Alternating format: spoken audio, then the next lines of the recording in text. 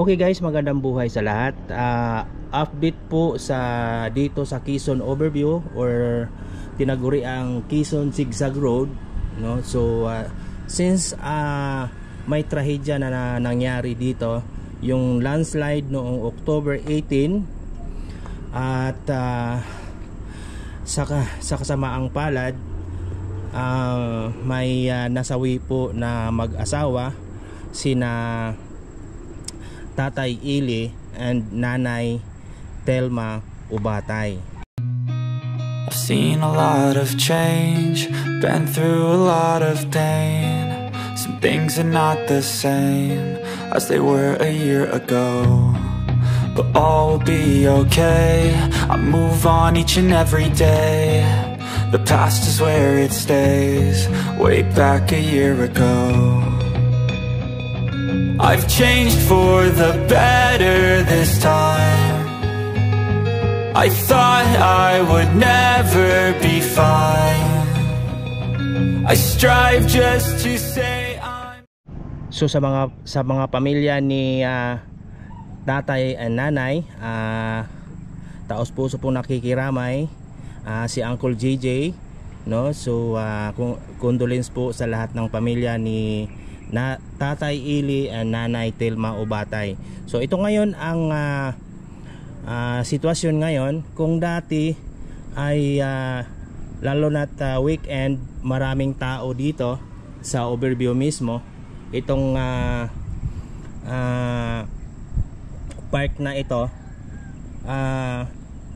nagiging parang ghost area siya ngayon, no? So walang katao-tao. Since may road closure ang dito sa lugar mismo. So ipakita lang natin kung ano yung nagiging sitwasyon dito through aerial view, o kung makuha natin sa ground na video natin, ipapakita natin ang sitwasyon kung ano ba ang mode of transportation dito.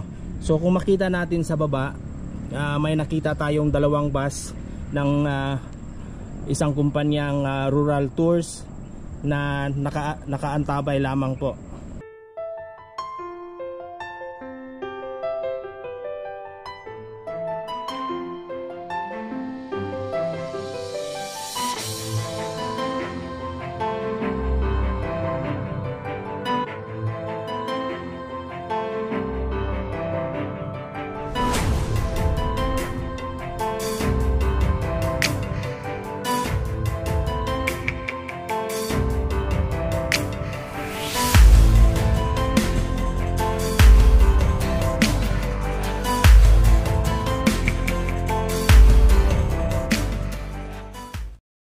At ito namang highway dito, nagmistula din na ghost highway, no? Wala ka masyadong makikitang bumabiyahe kasi yun nga, nasabi natin kanina, may road closure po. Pero tignan natin kung ano ba talaga, may manaka tayo makita na na mga bumabiyahe. Baka mga residente lang dito, or tignan natin mamaya kung anong mode nila. Sa ating aerial view, yung makikita natin na malaking tibag ng highway, dyan po tinangay ng landslide si Tatay Ili at Nanay Telma, no? So noong October 18, na-recover lamang po sila noong October 23, no? I guess October 23, no? So yung mode of transportation dito, kaliwaan po, may nag-aabang na bus na galing Quezon proper. So nag-aabang na papuntang Davao. So sa mga public commuters, maglalakad po kayo dito sa may ginawang kunting madadaanan. Tapos yung nakamotor, pwede kayo magpatulak sa mga komunidad dito. Kayo na po ang bahala. So motor lang po ang pwedeng maka-access, four wheels hindi po. So dito po yung mga bus na nag-aabang na pasahero galing Cagayan de Oro. Dito po sa nag-aabang yung terminal, nagiging terminal nito. So yung nagko-commute na nagbabas, dito po tanggapin ng papuntang Davao.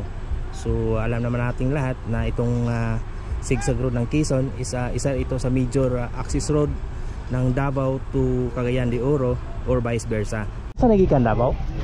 Davao? Para asa ni Dalon? Quezon. Sa Quezon. So wala laing access road. Wala gilay maagian. Wala gyud. Pila ka oras sila maghaul ani?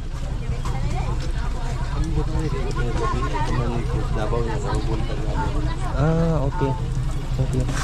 So yun guys, itong mga frozen food like chicken galing Davao. So mano-mano ihahaul nila papuntang baba. Pilay bayad sir? Pakyawan? Mga tao naman ako. Inyo halang sariling tao. Lang. Okay. Mga tao lang ito. Okay. Sige. Salamat sir. Salamat.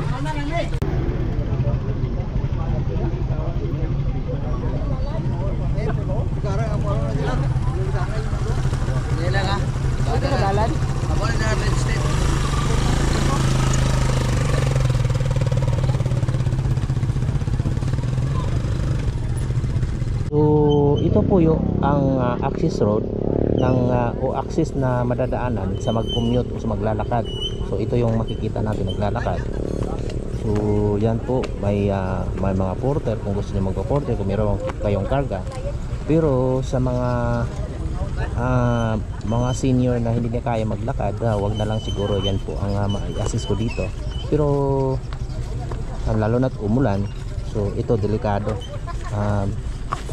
Sabi nga slippery when wet, so pag umulan ito, so delikado, no? So may mga railings naman na makakapitan sa mga maglalakad.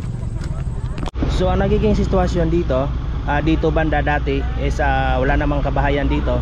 So nagiging sentro bigla ng mga negosyo, ng mga maliliit na nagninegosyo. So nagiging tiyangge ito dito banda. Kasi dati wala itong katao-tao dito rin. Walang bahay, wala lahat. So dito rin naka-diskarte. Alam mo naman mga Pilipino, madiskarte. Init pa. Init pa sa ihang gugma. Gugma gyud. Gugma gayud. Pag-guide mo sa motor, wala mo eksakto presyo. Wala. Bawalan bisa. Bawalan mo. So depende lang sa kaloy. Sa iyo ra isin. Nya gulay kaloy. Ana ra isin.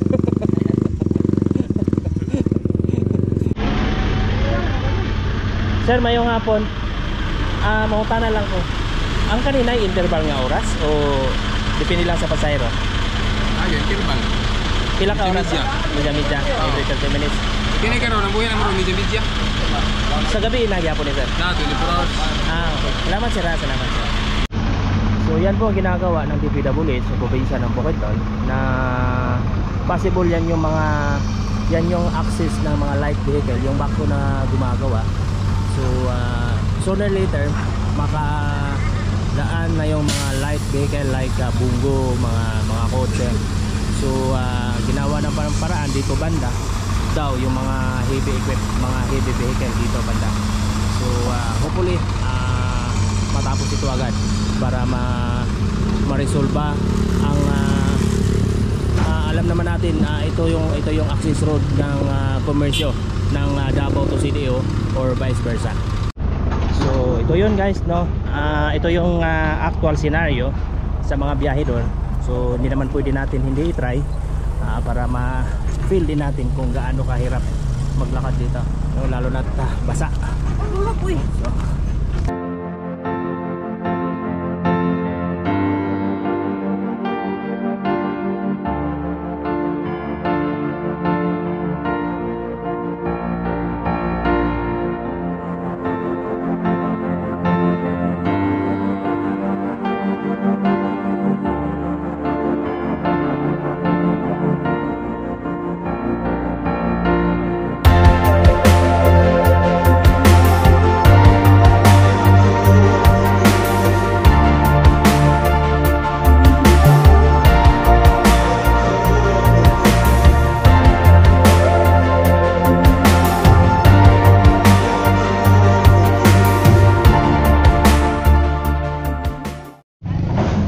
guys, base sa ating nakalap na impormasyon, yung si tatay at nanay, nung panahon nangyari yun,